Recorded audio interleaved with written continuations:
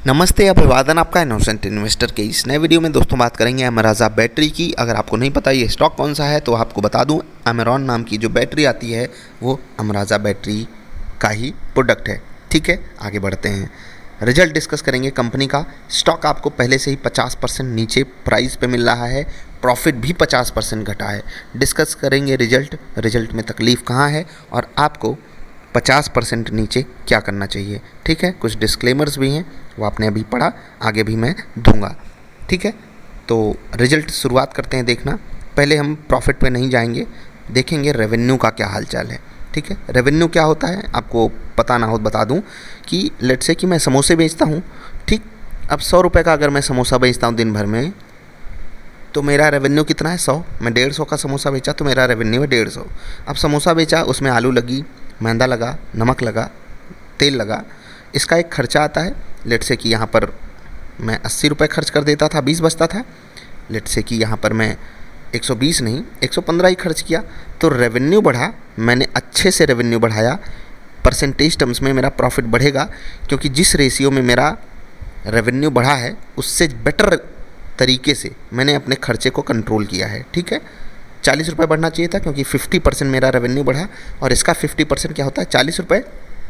अगर मेरा खर्चा भी 40% बढ़ जाता, 40 रुपये बढ़ जाता है, यानी कि 50%, तो फिर कोई फ़ायदा नहीं है यहाँ पर पहुँचने का। ठीक है, फ़ायदा तो है एक टर्म में, लेकिन अच्छा फ़ायदा तब होता है कि मैं रेवेन्यू को अगर बढ़ा रहा हूँ तो जो मेरा प्रॉफिट है उसका परसेंटेज बढ़ जाए। ये मैंने जो चीज़ डिस्कस की ना, ये होता है बेस्ट केस सिनारियो। यहाँ पर आप देखिए 2102 करोड़ 2180 करोड़ रेवेन्यू बढ़ा है। ठीक है, अच्छी बात होती है, बिल्कुल अच्छी बात होती है। अदर इनकम इन्वेस्टमेंट वगैरह कहाँ से आती है उसको आप जा कर के नीचे पढ़ना चाहो तो पढ़ सकते हो, लेकिन इसको आप ऐसे समझ लो कि ये कंपनी का नहीं होता है। ठीक है, इसको आप ऐसे मान सकते हो कि ये अलग, इसको रख दीजिए, ये केवल उनके लिए होता है, उनके लिए काम करता है जो यहाँ पर बड़े शेयर होल्डर्स होते हैं। हमारे आपके लिए इसकी कोई वैल्यू नहीं होती है मेरे हिसाब से। कुछ लोग कहते हैं कि नहीं वैल्यू होती है, क्योंकि वो ऐड होता है प्रॉफिट में, तो वो अपने हिसाब से एडजस्ट करते हैं। हम आप सबका इस पर कोई कंट्रोल नहीं होता है, नहीं होना चाहिए। ठीक है, इस पर भी कंट्रोल नहीं होता है, लेकिन एज अ शेयर होल्डर हम इस पर रिसर्च कर सकते हैं, हम इसकी जानकारी समझ सकते हैं, लेकिन ये नहीं समझ सकते कंपनी की अदर इनकम ऊपर नीचे कहाँ से हो गई। डिटेल में बता रहा हूँ जिससे आप एक एक चीज़ जानते रहो। ठीक है, आगे बढ़ते हैं। टोटल इनकम लगभग 2200 करोड़ 2134 करोड़। ठीक है, इनकम बढ़ी है। अगर परसेंटेज टर्म्स में देखें तो 20 गुणे 3 60, 4%, इससे ज़्यादा नहीं, इससे थोड़ा सा कमी है। ठीक है, अब खर्चे पे आते हैं। रेवेन्यू बढ़ा है। ठीक है, मैंने जैसे समोसे का एग्जांपल लिया था 100 से 150, इतना भयंकर रेवेन्यू किसी का नहीं बढ़ता है 50% रेवेन्यू बढ़ जाए। हाँ, एक्सेप्शनल केसेस में होता है, छोटे स्टॉक्स में होता है। ठीक है, तो वो सब कभी और पॉसिबल है। रेवेन्यू नहीं बढ़ता है, प्रॉफिट ऊपर नीचे हो जाता है एक्सेप्शनल चीज़ों के कारण। अभी एक्सपेंसेस में आते हैं। एक्सपेंसेस में सबसे बड़ा खर्चा पता है आपको क्या होता है? ठीक है, जब भी आप कोई चीज़ मैन्युफैक्चर करते हो, सर्विस नहीं देते हो, तो आपका जो सबसे बड़ा खर्चा होता है वो होता है कॉस्ट का, जो आपका प्रोडक्ट है उसका। तो देख लेते हैं, यहाँ पर सबसे पहले लिखा है cost of materials consumed 1534 crore 1360 crore. Percentage terms में अगर आप देखोगे तो 10% होगा 1360। ठीक है, 10% होगा 1360। अब देख लीजिए खर्चा कितनी तेज़ी से बढ़ा, रेवेन्यू नहीं बढ़ पाया। ठीक है, तो 10% से ज़्यादा बढ़ गया खर्चा, रेवेन्यू 4% भी नहीं बढ़ा। तो ये अच्छी बात है? नहीं, बुरी बात है। रेवेन्यू उतना ही, रेवेन्यू 50% बढ़े, खर्चा भी 50% बढ़ जाए, तो इसको एवरेज केस सिनारियो माना जाता है। जो मैंने आपको बताया था वो बेस्ट केस सिनारियो है, और जो यहाँ पर हो रहा है इसको आप वर्स्ट केस सिनारियो मान सकते हो। और ये होता भी है वर्स्ट केस सिनारियो, कि एक्चुअली वर्स्ट केस सिनारियो तब होता, इसको आप वर्स्ट नहीं मानिए, क्लोज टू वर्स्ट मानिए। ठीक है, 1 2 3 4 ऐसे है ना, तो टॉप लेवल, उसके बाद का लेवल, उसके बाद वाला ये वाला है। वर्स्ट केस क्या होता है कि रेवेन्यू भी घटा और जो एक्सपेंस है वो बढ़ गया। समझ गए ना? जैसे कि मेरा समोसा जो है मैं 150 का बेचने लगा और मेरा खर्चा जो है वो 120 की जगह नहीं 130 आने लगा, तो कोई फ़ायदा? ऐसा बिजनेस करने से अच्छा है कि घर बैठो यार, क्योंकि एक समय आएगा जब आप किसी काम के नहीं बचोगे। मजाक था, लेकिन ऐसा बिज़नेस नहीं होना चाहिए, ऐसा हमको मान करके चलना चाहिए। अब आगे बढ़ते हैं। आगे का खर्चा, जो सबसे बड़ा खर्चा मैं मानता हूँ एम्प्लॉयज़ के ऊपर कंपनी कितना खर्चा करती है, वहाँ से कंपनी की इंटेंशन पता चलती है। 120 करोड़ 107 करोड़ कंपनी ने एम्प्लॉयज़ के ऊपर ज़्यादा पैसा खर्च किया है। कभी कभी ये मजबूरी होती है, कभी कभी ये ज़रूरी हो जाता है, सैलरी हाइक करना मजबूरी। यहाँ पर आपने देखा होगा कॉस्ट ऑफ मटेरियल्स का जो टर्म यहाँ पर मैंने यूज़ किया है, ये सीधे हमको महंगाई दिखा रहा है और महंगाई के कारण एम्प्लॉयज़ के ऊपर भी कंपनी को खर्च करना पड़ रहा है। यानी कि कंपनी अपने खर्चे को अंडर कंट्रोल नहीं रख पा रही है महंगाई के कारण, और दोनों जगहों पे हमको साफ साफ वो बात दिखाई दे रही है। एक चीज़ मुझे और खटक रही है, भले ही वो चीज़ छोटी है, लेकिन फाइनेंस कॉस्ट भी बढ़ी है जो कि कंट्रोल में होनी चाहिए थी। मेरे हिसाब से ये चीज़ बहुत ही पॉजिटिव कम से कम अभी तक तो रही है। जिस हिसाब से इंटरेस्ट रेट वगैरह ऊपर नीचे हुए हैं, मतलब ऊपर से नीचे हुए हैं, आप एक बार के लिए भी मान सकते हो। यहाँ पर फाइनेंस कॉस्ट इतनी नहीं बढ़नी चाहिए थी। खैर जाने दीजिए, कंपनी क्या कर रही है उसको आप नीचे जा कर के पढ़ सकते हो। मेरे हिसाब से ये अंडर कंट्रोल होना चाहिए था, एम्प्लॉयज़ के ऊपर खर्च करना चाहिए। ये जो महंगाई है, इससे हम एज आ शेयर होल्डर अपनी कंपनी को डांट फटकार नहीं लगा सकते। क्यों? क्योंकि कंपनी बोल देगी भाई साहब रॉ मटेरियल का जो खर्चा है वो बढ़ गया, हम क्या करें। तो कुल मिलाकर एज आ शेयर होल्डर हमें अपने ऊपर दंड लेना ही पड़ेगा, उसके अलावा कोई चारा है नहीं। टोटल खर्चा 2064 करोड़, यहाँ पर 1876 करोड़। परसेंटेज टर्म्स में देख रहे हैं टोटल खर्चा कितना तेज़ी से भागा है। अब यहाँ से अगर आप देखोगे तो 10% होता है इसका 187, इसमें आप 187 जोड़िए तो लगभग यहीं पर आ रहे हैं। तो 10% आपका टोटल खर्चा बढ़ गया। एक मिनट देख लेते हैं 10% से ज़्यादा है या कम है। ठीक है, तो यहाँ पर था 1876, 187 प्लस कर देते हैं इसमें 187, समझ रहे हैं ना, मैं 10% को मान रहा हूँ। तो 2063 आता, 2064 एग्जैक्टली 10% ही आ रहा है। ठीक है, एग्जैक्टली 10% आपका खर्चा बढ़ गया। पैट देख लेते हैं, प्रॉफिट आफ्टर टैक्स। यहाँ पर 5 नंबर पॉइंट में आपको दिखाई दे रहा होगा।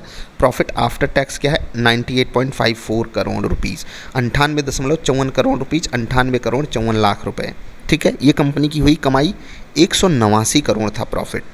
ठीक, अब करंट टैक्स देख रहे हैं, टैक्स का खर्चा यहाँ पर कंपनी को कम देना पड़ा है।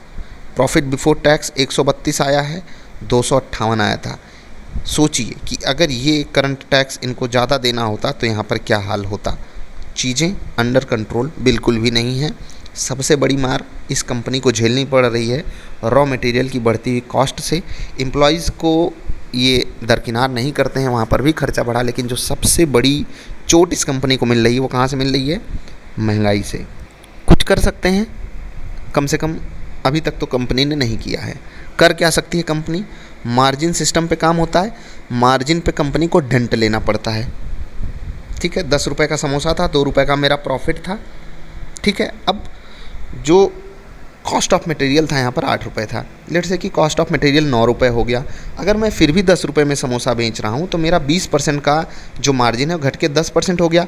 या तो मैं अपने समोसे का दाम 11 करूँ, या तो फिर महंगाई कम होने का इंतज़ार करूँ, इसके अलावा कोई चारा है नहीं। तो ऑफकोर्स सी बात है, आपको अपने प्रोडक्ट की मार्जिन अगर बढ़ानी है तो दाम बढ़ाना पड़ेगा प्रोडक्ट्स का।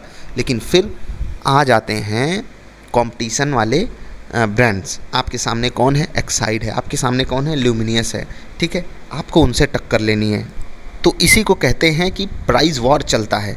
और यहाँ पर एज आ शेयर होल्डर अगर हमारा जो कंपटीशन है वहाँ पर कुछ बड़े ब्रांड्स पहले से इस्टेब्लिश्ड हैं तो हम उनका इंतज़ार करना, मतलब हमारी सबसे बड़ी मजबूरी ये है कि हम इंतज़ार करें, वो दाम बढ़ाएं, तभी हम बढ़ा पाएंगे। क्योंकि अगर हमने दाम बढ़ाया तो जो हमारा मार्केट शेयर है वो बहुत तेज़ी से ड्रॉप होगा, क्योंकि लोग फिर एक्साइड को चूज़ करेंगे, अन्य ब्रांड्स के पास जाने लगेंगे। आई होप आप समझ गए। ठीक है, अट्रैक्टिव ऑफर्स देने पड़ते हैं एक कंपनी को अपने कस्टमर को अपने पास रखने के लिए, और इस छोटी सी गलती के कारण कोई भी कंपनी रिस्क नहीं लेना चाहती है।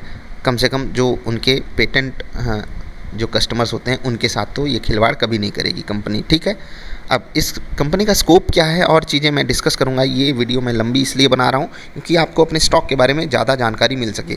अब अमराज़ा का प्राइस 530 रुपये के आसपास है, अर्निंग पर शेयर 5.77 है। मैं फॉरवर्ड 12 मंथ मान लेता हूँ कंपनी ऐसे ही कमाई करती रही, जो कि बहुत कम मैं मान रहा हूँ, क्योंकि आगे कंपनी अंडर कंट्रोल करेगी चीज़ों को। आप यहाँ पर देखिए, ये क्वार्टर, पिछला क्वार्टर, पिछले साल का ये वाला क्वार्टर, ये पिछला क्वार्टर, ये जो क्वार्टर गया वो क्वार्टर। ठीक है, क्वार्टर हो गया। ये है दिसंबर 2021, ये है मार्च 2022, ये है मार्च 2021। पिछले साल के इसी क्वार्टर से ये वाला है और जस्ट पिछला क्वार्टर था ये वाला। ठीक है, समझ गए। मैं अगले कुछ महीनों का मल्टीपल कैलकुलेट करना चाहता हूँ। फॉरवर्ड 12 मंथ इतना ही मैं मानूंगा, ठीक है। इस हिसाब से अगर आप price to earning ratio calculate करते हो तो 5.77 इंटू 4 हो जाएगा। इंटू 4 क्यों किया? क्योंकि चारों क्वार्टर का हमको लेना है। साल भर की कमाई कंपनी ने करी 23 रुपये 8 पैसे की। 23 रुपये मान लेते हैं, 530 रुपये प्राइस है, 30 रुपये कंपनी कमा करके आपको दे रही है, ठीक है। तो आप 18 के मल्टीपल पे ये स्टॉक खरीद रहे हो, ठीक है। 18 के मल्टीपल पे आप ये स्टॉक खरीद रहे हो। तकलीफ़ है क्या? बिल्कुल तकलीफ़ है। क्यों तकलीफ़ है? मैं आपको समझा देता हूँ। इंडस्ट्री का जो पी है 10 से काफ़ी नीचे है। मुझे, अगर मैं गलत नहीं हूँ तो शायद 5 के भी नीचे है। आपको ये बात चेक करनी होगी, मैंने अभी चेक नहीं किया है। उस कंपैरिजन में ये स्टॉक अभी भी महंगा है। दूसरे हिसाब से, जिस हिसाब से दूसरे एंगल से अगर देखें तो जिस हिसाब से इनका प्रॉफिट लगातार नीचे आता जा रहा है, तो कंपनी को महंगाई की भयंकर चोट पड़ रही है। कंपटीशन से ये उस तरीके से मुकाबला करने के लिए कम से कम डायरेक्ट वे में तो तैयार नहीं है। लेकिन अगर प्राइसिंग पावर अपने हाथ में इनको लेनी है, उसके लिए इनको कम से कम मार्केट लीडर बनना पड़ेगा। एक तरीके से हैं भी, लेकिन दूसरे एंगल से अगर आप देखोगे कंपटीशन इतना ताकतवर है, वो होने नहीं देगा। तो ऑफ़र वगैरह ये देने पड़ेंगे, वहाँ पर भी कंपनी को अपने ऊपर ही खर्चा लेना पड़ता है, डेंट लेना पड़ता है अपने प्रॉफिट पे। कुल मिलाकर जब तक महंगाई है, इस स्टॉक को होने वाली है तकलीफ। प्लस सरकार की तरफ से भी कुछ खास एडवांटेज दिया नहीं जा रहा है। हाँ, अब फ्यूचर स्कोप थोड़ा सा समझाना चाहेंगे आपको। लिथियम आयन बैटरीज़, इनकी डिमांड होगी, कंपनी का इस पर फोकस है। एसिड बैटरीज़, उस पर कंपनी बहुत बड़ा काम करती है, बहुत बड़ा काम कर रही है, आगे स्कोप भी है उसका, और उस पर भी कंपनी का फोकस है। इलेक्ट्रिक व्हीकल्स में बहुत सारी कंपनियां नए आने के लिए तैयारी बना करके बैठी हैं। बड़ी बड़ी कंपनियां जैसे कि मारुति, टाटा मोटर्स, ये मतलब क्या ही कहें, कहना नहीं चाहिए, लेकिन वो अगर बैटरी इतना बड़ा खर्चा रहेगा उनका, वो चाहेंगी ना कि उनका खुद का ब्रांड हो तो कितना अच्छा है। यानी कि कुछ नए यहाँ पर इन्वेस्टमेंट्स आ सकते हैं, बड़े ग्लोबल लेवल पे भी आ सकते हैं, नॉर्मल लेवल पे भी आ सकते हैं। ये सब चीज़ें इनके फेवर में जा नहीं रही हैं। जिस सेक्टर में डील करते हैं उस सेक्टर की ऑफकोर्स सी बात है डिमांड होने वाली है। लोग सोलर पे आएंगे तो भी बैकअप के लिए आपको बैटरीज़ की ज़रूरत पड़ेगी। कंपनी के पास एक वेल इस्टेब्लिश्ड इंफ्रास्ट्रक्चर है उसको देने में, लेकिन जो आने वाले समय में कंपटीशन है, जो प्रेजेंट मार्केट में कंडीशन है, कंपटीशन है, वो इतना भयंकर है कि कंपनी को पार पाने में काफ़ी नाकों चने चबाने पड़ेंगे, ठीक है। तो आप ये सब कहानी समझ गए। अब रिज़ल्ट मुझे कैसा लगा? भाई रिज़ल्ट एज एक्सपेक्टेड है, मुझे भी उम्मीद थी। कंपनी को अपने प्रॉफिट पे डेंट लेना पड़ेगा बिकॉज ऑफ महंगाई, समझ गए। तो मुझे ये बात पता थी, लेकिन 50% प्रॉफिट घट जाएगा, ये सच में मुझे इस बात से चोट पहुंची। अब ये बात मैं क्यों बोल रहा हूँ? क्योंकि मैं एक शेयर होल्डर हूँ अमराजा बैटरी की, अमराजा बैटरी का। मुझे इस कंपनी से उम्मीद क्या है? उम्मीद बहुत है। अब उम्मीद मैंने क्यों लगाई है वो आपको समझा देता हूँ, ठीक। पहली बात, जो ब्रांड है, कस्टमर सेटिस्फैक्शन, पर्सनल लेवल पे बता रहा हूँ, एक्साइड से बेटर प्रोडक्ट्स इनके होते हैं। ये मेरा पर्सनल एक्सपीरियंस है, ऐसा मैंने फील किया है रियल लाइफ में। पहली चीज़, मैं आपको कई बार समझाया भी हूँ कि जिस चीज़ से, जिस प्रोडक्ट से आप इम्प्रेस्ड हो, अगर वो आपको बढ़िया प्राइस पे मिल रहा है, उसमें इन्वेस्ट करने की बात सोचो, क्योंकि आपको पता है कि अगर कंपनी का प्रोडक्ट अच्छा है तो औरों को भी अच्छा लगा होगा। दूसरी चीज़, आपको 1000 से 500 में मिल रहा है स्टॉक, ये बात तो दिखाई दी, ठीक है। कोरोना क्राइसिस में 350 के आसपास मिल रहा था, ये बात तो दिखाई दी, ठीक है। पिछले 2-3 सालों में, 4 सालों में, 5 सालों में स्टॉक ने कोई रिटर्न नहीं दिया, आपको ये बात दिखाई दी। लेकिन आप 2010 में स्टॉक का प्राइस जानते हैं कितना था? शायद 100 से भी नीचे था, मुझे जहाँ तक याद हो 70 भी नहीं था। चलिए देखते हैं 2010 का प्राइस, 2010 की शुरुआत देख लेते हैं। नहीं, 80 था प्राइस, ठीक है।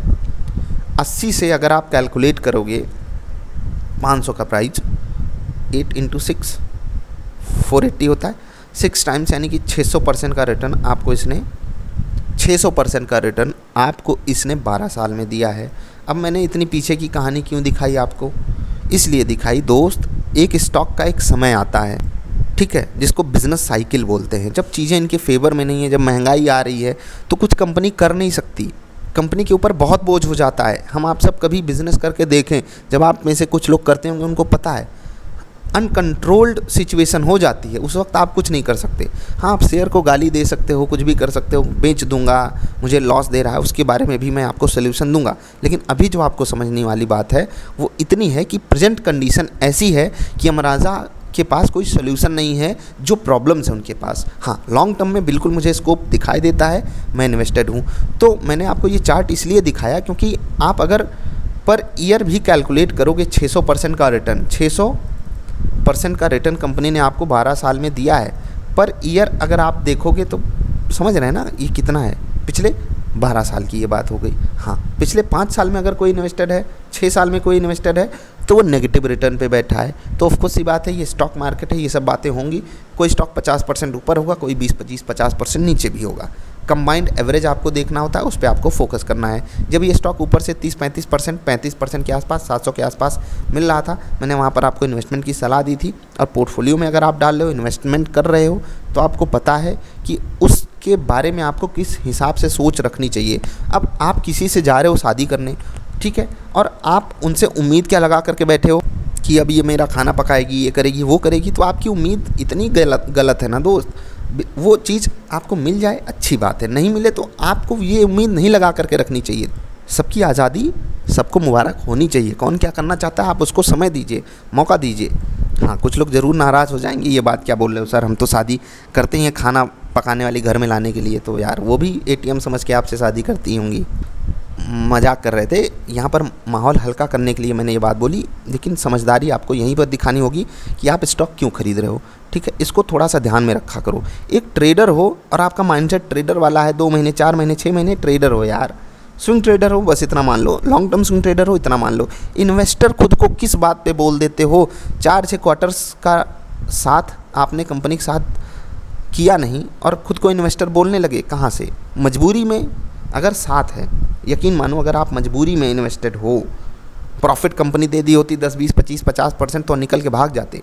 तो इन्वेस्टर हो नहीं, ट्रेडर हो, स्विंग ट्रेडिंग सीखो। मैंने सिखाई भी है, बहुत सारे लोग सिखाते भी हैं। जिसका भी जो भी पसंद आए सीखो, खुद को धोखा मत दो। मैं सिर्फ इतना कहूँगा, इन्वेस्टर हो तो एक एंगल से सोचा करो। एक इन्वेस्टर के लिए, एक इन्वेस्टर के सामने बहुत सारे स्टॉक्स होते हैं जो तकलीफ़ देते रहते हैं। आपको ये देखना होता है कि मैं इन्वेस्टेड अगर रह रहा हूँ तो मेरी उम्मीद क्या है, क्या ये मेरी उम्मीदों पे पानी फेरेगा या उसको पूरा करेगा, आपको ये देखना होगा। मुझे उम्मीद यही है कि अगले 10 साल में भी ये 600% का रिटर्न दे सकता है, मैं इसीलिए बैठा हूँ, ठीक है। लोअर लेवल्स अगर मुझे कहीं एवरेज करना होगा मैं बताऊँगा। इस रिजल्ट से क्या ये स्टॉक गिरेगा? 50% प्रॉफिट घटा है, स्टॉक पहले से 50% नीचे है। अगर 10-12% नीचे मिल जाए क्या गुनाह है? मार्केट दिलवा दे या रिजल्ट दिलवा दे, अच्छी बात रहेगी। मेरे हिसाब से तो 400 के आसपास का प्राइस बहुत अट्रैक्टिव है अमराजा बैटरी के लिए। क्यों है अट्रैक्टिव? ठीक है, अर्निंग्स देखिए, जिस हिसाब से कंपनी कमाई कर रही है, जिस हिसाब से रेवेन्यू जनरेट करती है, प्लस बुक वैल्यू इनकी 250 रुपये के आसपास है। बुक वैल्यू क्या होती है, इस पर रिसर्च आपको करनी है अगर नहीं पता तो, ठीक है। 250 के आसपास तो बुक वैल्यू है, तो 400 के आसपास मुझे एक अट्रैक्टिव प्राइस दिखाई दे रहा है for long term only. Swing trade पकड़ने की भी कभी कभी आपको सलाह दे देता हूँ, लेकिन एक हुई बात आपसे जाते जाते बोलूँगा दोस्त, कि एक इन्वेस्टर वही होता है जो लॉन्ग टर्म के बारे में सोचे, जिसका मतलब 3 से 5 साल का होता है। हाँ, कुछ लोग होंगे जो 6 साल से इसमें इन्वेस्टेड होंगे। लेट्स से कि आप 2015-16 में इन्वेस्टेड थे, इन्वेस्टमेंट किया और अभी तक आपको लॉस दे रहा है, तो उस वक्त आपको ये देखना था कि पिछले 5 सालों में इसने कितना रिटर्न दिया है। और आपको क्या लगता है कि स्टॉक ऐसे ही भागता जाएगा हर साल 50%, हर साल 100%? ऐसा कौन सा बिजनेस है जी, ऐसा कौन सा बिजनेस चलता है? तो आपने वहाँ पर जो इन्वेस्टमेंट किया वो गलत प्राइस पे किया। मैं इतना आपको कह सकता हूँ, अगर ये कंपनी रही मार्केट में तो ये जो प्राइस है ये इन्वेस्टमेंट के लिए बुरा प्राइस नहीं है। हाँ, टाइम करेक्शन चल रहा है, टाइम करेक्शन चलता रहेगा, मुझे अभी भी यही उम्मीद है। लेकिन मैं ये आपसे नहीं कहना चाहता कि 400 का प्राइस आपको फिक्स है कि मिलेगा ही मिलेगा। 20, 30, 50 का रूल लगाओ, खुद की रिसर्च करो, चीज़ों को ढूंढो। नो डाउट कि अमराजा बैटरी से भी बहुत सारे बेहतरीन स्टॉक्स आपको मार्केट में मिले होंगे। आपको अगर इस स्टोरी पे विश्वास नहीं होता है मत खरीदो स्टॉक। बहुत सारे स्टॉक्स हैं, सस्ते हुए हैं, आपको वहाँ पर ध्यान देना चाहिए। लेकिन मुझे इस स्टॉक पे पूरा भरोसा था 6 महीने पहले, पूरा भरोसा आज भी है, पूरा भरोसा मुझे लगता है कि 2-4 साल बाद भी होगा। मैं क्वार्टरली रिजल्ट्स को मॉनिटर करता हूँ, देखता हूँ, आगे बढ़ता हूँ। अब इतनी लंबी वीडियो केवल मैंने इसलिए बनाई क्योंकि इसको जब से मैंने रिकमेंड किया है तब से बहुत सारे लोगों की क्वेरीज़ आई थी, प्लस रिजल्ट आया तो उस पर भी काफ़ी लोगों की क्वेरीज़ आ गई, सर प्रॉफिट 50% गिर गया, अब क्या करें। तो मेरे पोर्टफोलियो में ये स्टॉक अभी शायद लॉस में ही है, शायद 14%, मैंने एग्जैक्टली नहीं देखा, 13-14% के आसपास अभी लॉस दे रहा है। सोचिए, काफ़ी समय हो गया इन्वेस्टमेंट किए, लेकिन इस एंगल से मुझे देखना ही नहीं है क्योंकि मैंने इसको स्विंग ट्रेड के लिए नहीं खरीदा था। और अगर स्विंग ट्रेड के लिए खरीदा होता तो बाहर निकाल के फेंक देता ऐसे स्टॉक को। ठीक है, ध्यान रखना मैंने जो बात बोली, अगर स्विंग ट्रेड के लिए खरीदा होता तो आपको क्या लगता है मैं 14% लॉस में बैठूंगा? नहीं भाई, क्या सिखाया हूँ मैं आपको, और ये गलतियाँ मैं कर चुका हूँ इसलिए आपको बताता हूँ। इन गलतियों से मैंने बहुत कुछ झेला है इसलिए आपको सिखाता हूँ। और नहीं सीखना चाहते हो, धोखा दे रहे हो खुद को, तो देते रहो यार, मार्केट की मेहरबानी से आपको पैसे मिल जाते हैं। याद रखना, आपने सोचा कि मैंने 100 पे स्टॉक खरीदा, 120 चला गया, बेच दिया, फिर अगला खरीदा वो भी ऊपर गया, मैंने बेच दिया, ये आप इसमें क्या कर रहे हो? इन्वेस्टर पता है कौन होता है? जो ऐसे गलत टाइम पे, गलत ही टाइम है अभी अमराजा बैटरी के लिए, अपना पेशेंस दिखाए, होल्ड करे स्टॉक्स को। ठीक है, बहुत बुरी खबरें आई हैं, बहुत बुरी खबरें आई हैं, हो सकता है आएँ भी, लेकिन यहीं पर तो आपके पेशेंस की टेस्टिंग होती है।